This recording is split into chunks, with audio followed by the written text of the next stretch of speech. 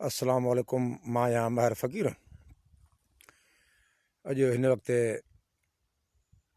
मामनि जे ऐं मारोटनि जे ज़मीन ते घुमण आयो आहियां ऐं अव्हांखे कुझु माज़ी ॿुधाईंदो हलां त हीअ पोइ हिते जेका ज़मीन आहे हिते कंहिं वक़्त में तमामु घणी ॿेरियूं थींदियूं हुयूं, वखरी थींदी हुई, जंहिंमें कमंद बि थींदो हुयो, लीमा ऐं फारवा ऐं उन खां अलावा ॿी खोड़ सब्ज़ी थींदी हुई जेका 12 महीना हलंदी हुई।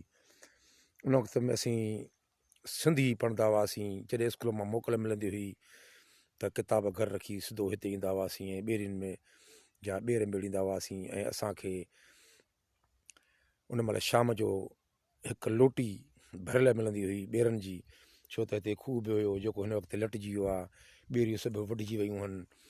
बसि बाक़ी हीअ पोयां हिकिड़ी ॿेर बची आहे जंहिंमें हींअर बि कोई ख़ासि ॿेर न आहिनि। हिन वक़्तु हीअ ज़मीननि में कणक आहे, लूसण आहे ऐं पोइ हिते टारियूं आहिनि। पोइ हिते मुख़्तलिफ़ माण्हुनि जूं ज़मीनूं आहिनि, के शाहनि जूं आहिनि, के महरनि जूं आहिनि। हीअ सिम शाख आहे जेका शिकारपुर खां ईंदी आहे, गंदो पाणी।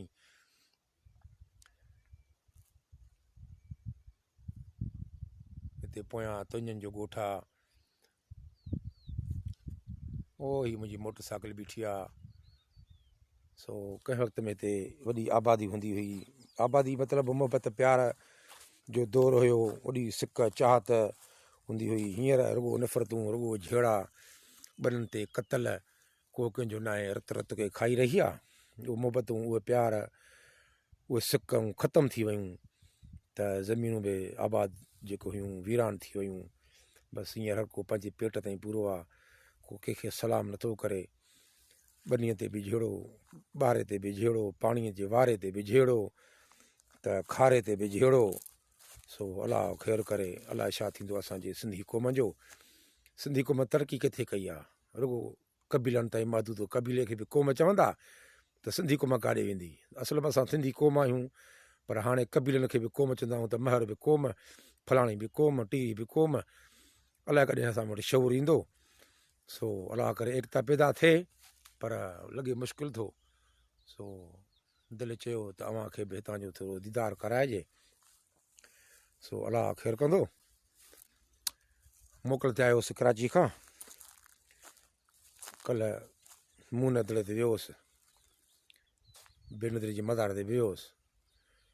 सो अलाह ख़ैरु कंदो। बसि दुआ कयो त हीअ ॿनियूं आबाद रहनि, वनियूं सलामत रहनि, मोहबतनि जा मेला मतल रहनि, सिकूं रहनि, सलामतियूं रहनि, प्यार रहे, प्रीत रहे, मोहबत रहे। छो त सिक सलामत हूंदी त सिंध सलामत रहंदी। सिक सलामत न हूंदी त सिंध बि तबाह थी वेंदी। सिंध अॻे तबाह थी वई आहे। 75% सिंध धारनि जे कब्ज़े में आहे। बाक़ी सिंधी त नाले मात्र आहियूं। रुॻो पंहिंजो पाण में विढ़ंदा हुआसीं। थोरे थोरे ॻाल्हि ते बि 8-8, 10-10 क़तल, मस्जिदनि बि क़तल। अलाह रहम करे। सो मोकिलाणी न आहे, दिल दुआ में यादि। अस्सलाम वालेकुम। या अली मदद। महर फ़क़ीर, ॻोठ खाही, तालको गड़ियासीन, ज़िलो शिकारपुर सिंध। ख़ुदा हाफ़िज़। दुआ में यादि कजो।